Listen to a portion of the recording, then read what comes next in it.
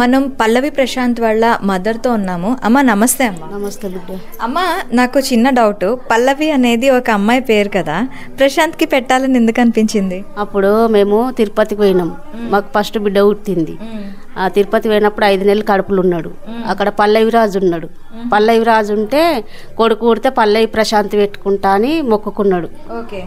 పల్లవిరాజు వాళ్ళ నాన్నగారు మొక్కుకున్నారు. ఇక పల్లవి ప్రశాంత్ అని పెట్టడం. ఇక కొంతమంది అడుగుతారు మీ ఇంటి పేరా పల్లవి అని అడుగుతారు, అంటే కాదని చెప్తాం. ఇప్పుడు పల్లవి ప్రశాంత్ పల్లవి ప్రశాంత్ బిగ్ బాస్ 7 విన్ అయ్యాడు కదా, మీరు ఎలా అనుకుంటున్నారు? చాలా సంతోషంగా ఉంది. ఇప్పుడు పల్లవి ప్రశాంత్ మ్యాక్సిమం అంటే బయట నేను ఒక రైతు బిడ్డ అని చెప్పాను, పొలం చేస్తాడా? పొలం పనులు చేస్తాడా? ఖచ్చితంగా చేస్తాడు. కొంతమంది చెయ్యరు, వీడు పొలం పని చేయడు, ఏదో రైతు అని చెప్తాడని కూడా మస్తు మంది అన్నారు. మా కొడుకు తోటి పొలం పని చేయమను, వాళ్ళు చేసింది మా కొడుకు చేసింది చూస్తారు. అయితే అంటే ఎక్కువగా ఏం పండించడానికి ఇంట్రెస్ట్ చూపిస్తాడు? అన్ని పండిస్తారు, టమాటా, మిర్చి, మక్క బుట్టలు, పత్తి, వరి. వాణిజ్య పంటలే, వరి అవన్నీ వేస్తారు. వరి కూడా వేస్తారా? వరి కూడా వేస్తాం. అయితే పల్లవి ప్రశాంత్కి ఎక్కువగా అంటే ఇప్పుడు బిగ్ బాస్లోకి వెళ్ళక ముందు నుంచి కూడాను కొంత ఎక్కువగా ఫ్రెండ్స్ ఎక్కువగా ఉన్నారు, అది నిన్న చూస్తే అర్థమైపోతుంది. అంటే చిన్నప్పటి నుంచి నలుగురితో ఎక్కువగా బాగా మూవ్ అవుతూ ఉండేవాడు. ఇప్పుడు టిక్ టాక్ ఉన్నప్పటి నుంచి స్టార్ట్ చేసిండు, వీడియోలు చేసుడు పెట్టుడు. అప్పటి నుంచి అయినా స్టార్ట్ టిక్ టాక్ ఉన్నప్పటి నుంచి. మీకు ఎలా అనిపించేది టిక్ టాక్ చేస్తున్నప్పుడు? ఇక సపోర్ట్ ఇచ్చినాము, చేసుకుంటా బాపు అంటే సపోర్ట్ ఇచ్చిండు, ఆయన సపోర్ట్ ఇచ్చిండు, నేను సపోర్ట్ ఇచ్చిన, చేసుకున్నాడు. యూట్యూబ్ ఛానల్ కూడా ఉందా? యూట్యూబ్ ఛానల్ లేదు, అయితే ఒక పాట తీసిండు, వీడిపోయాక అని పాట తీసిండు. పాట తీసినప్పుడు 7 లక్షలు వచ్చినాయి. వస్తే ఇక వాళ్ళ ఫ్రెండ్ అనే వాళ్ళు తీసుకుంటే అప్పుడు మస్తు ఏడ్చిండు, నేను ఉండనే ఏడుస్తే అయితే ఊకే ఏడ్చుకుంటే ఇంట్లోనే వంటుండు. ఏంది బిడ్డ అంటే చెప్తలేడు. చెప్పకపోతే ఒకసారి నా మీద ఒట్టు పెట్టి బిడ్డ ఏమో గిట్లా చేస్తున్నావు అని అంటే ఇక బాగా మీద వాడు ఏడ్చిండు, ఒట్టు పెట్టి మీద వాడు ఏడ్చి చెప్పిండు. ఇక చెప్తే బాయికాడికి పోయిండు, ఈయననేమో బాయికాడికి పోయిండు.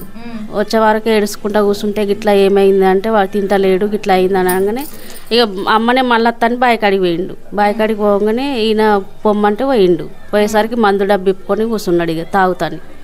ఏమైంది బిడ్డ గిట్లా కూర్చున్నావు అని అంటే నాకు గిట్లా 7 లక్షలు పోయినాయి బాపు, నేను ఉండా.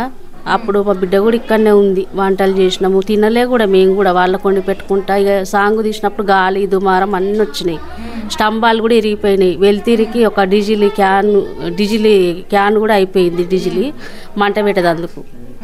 అయితే ఇక పాట తీసినాక అట్లా చేసినాక ఇక నా మీద ఫస్ట్ నాకు పోసి తర్వాత నువ్వు తాగు బిడ్డ, నువ్వు పోయినాక నేను ఎందుకు ఉండని ఇక ఇద్దరు అయ్య కొడుకుల మీద వాడు ఏడ్చిర్రు. బుధగారిచ్చి ఇంటికి తోలుకొచ్చిండు, నీకేం కావాలని అడిగిండు. నష్టపోయిండు. ఇక నష్టపోయే నేను బతకానంటే ఏం కావాలి బిడ్డ నీకు, నువ్వు పోయినాక నాకెందుకు, ఫస్ట్ నువ్వు నాకు పోసినాక తర్వాత నువ్వు తాగని ఇద్దరు ఏడ్చి ఇంటికి తోలుకొని వచ్చిర్రు. తోలుకొచ్చినాక అడిగితే నీకేం కావాలి బిడ్డ, నువ్వు ఏది కొనియమంటే అది కొనిస్తా చెప్పు అన్నాడు. అంటే నాకు ఫోన్ కొని బాప అని అడిగిండు. సరే 30,000 20,000 అనుకొని ఊకున్నాడు. ఇక మొక్కజొన్న అమ్మినప్పుడు మొక్కజొన్న అమ్మితే వచ్చినాయి పైసలు, 30,000 వచ్చినాయి. 30,000 వస్తే ఆయనతో 10,000 ఈయన తీసుకొని 20,000 ఇచ్చిండు. బాపు నాకు ఇది వద్దు, ఆపిల్ ఫోన్ కావాలన్నాడు. అంటే ఎంత బిడ్డ అంటే 1,80,000 చెప్పిండు. అంటే గిన్ని పైసలు నేను ఎడికెళ్ళి తేవాలి బిడ్డ అంటే ఇక నాకు కొనిస్తున్నావు కదా బాపు. ఇక కరెక్ట్ 20 రోజులు అంటే 20 రోజులకే అడిగిండు. ఇక మధ్యలో అడగలే. బాయికాడికి మంచిగా పని చేస్తాడు, మంచిగా వీడియోలు పెట్టుకుంటుండు, మంచిగా నవ్వుకుంటా ఉంటుండు. ఇక కరెక్టే అడిగేసరికి ఇప్పించిండు. ఇక అప్పుడు పంట షిట్ వేస్తాం మేము, ఎప్పుడైనా రైతులు అందరూ పంట షిట్ వేసుకుంటారు. ఆ పంట షిట్ ఎత్తుకొచ్చి ఫోన్ కొనిచ్చిండు. ఇక అప్పటి నుంచి మంచిగా పని చేసుకుంటా వీడియోలు పెట్టుకుంటున్నాడు. ఇక బిగ్ బాస్లకు ఎప్పుడు కానీ బిగ్ బాస్ అనేది చూడకపోయేది. ఇక బిగ్ బాస్ పెట్టు నాని అంటే కూడా నేను సినిమా పెట్టుకుంటా అన్ను. ఇక అందరూ నువ్వు బిగ్ బాస్ చూసి వచ్చినావురా, నువ్వు చూసి ఆడుతున్నావురా, 2 మోకాలు రా, 2 నాలుకేళ్ళు రా అన్నా కానీ పట్టించుకోలే మా కొడుకు. పట్టించుకోక ఇక వాడికి ఇప్పుడు ఎవరైనా తిట్టినా కూడాను చాలా మందికి కోపం వస్తుంది, కానీ ఎక్కడా కూడాను ప్రశాంత్కి కోపం రాలేదు. ఎందుకంటారు? అంటే చిన్నప్పటి నుంచి అంతేనా ప్రశాంత్? చిన్నప్పటి నుంచి అంతే. వాళ్ళని అంటే కూడా పట్టించుకోకపోయేది. ఇంటికి వచ్చి జర డల్గా ఉండి సపరేక వండుకునేది. ఏంది బిడ్డ అంటే కూడా వాళ్ళకి ఇట్లా అన్నారు అట్లా అన్నారు మనసులోనే పెట్టుకునేది, కానీ బయటకు అనకు మనసులో పెట్టుకును. ఏ వాళ్ళన్నా బయటకు పోయి వీడు పిచ్చోడు గట్లనే తీస్తాడు, వీడు ఎందుకు వీడియోలు పనికి రాక వీడియోలు తీస్తాడు అది ఇది అన్నా కానీ పట్టించుకోకపో నవ్వుకుంటూ ఉండేది. కానీ మనసులో పెట్టుకుని వీళ్ళు అట్లా అన్నారు గిట్లా అన్నారు అని మనసులో పెట్టుకునేది, కానీ బయటకు చెప్పకు. దోస్తులు ఉన్నారా ప్రశాంత్కి? పిచ్చి దోస్తులు ఉన్నారు. వస్తుంటారు ఇంటికి? వస్తుంటారు. ఇప్పుడు కూడా మా కొడుకు బిగ్ బాస్లోకి పోయినప్పుడు ఏడికి పోయినా కానీ ఏర్పడి ఫోటోలు దిగుతురు, సెల్ఫీ తీసుకుంటారు, ఫోటోలు దిగుతురు.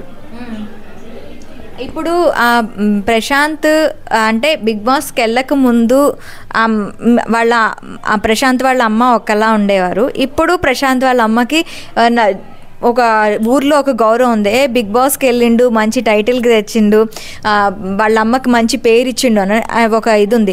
మిమ్మల్ని ఎలా చూస్తారు ఊర్లోకి వెళ్తే? ఊర్లోకి వెళ్తే కూడా అందరు మంచిగా చూసుకుంటారు. మా చుట్టాలల్లో కూడా వెళ్తే కూడా మంచిగా చూసుకుంటారు. అందరు నన్ను మంచిగా చూసుకుంటారు.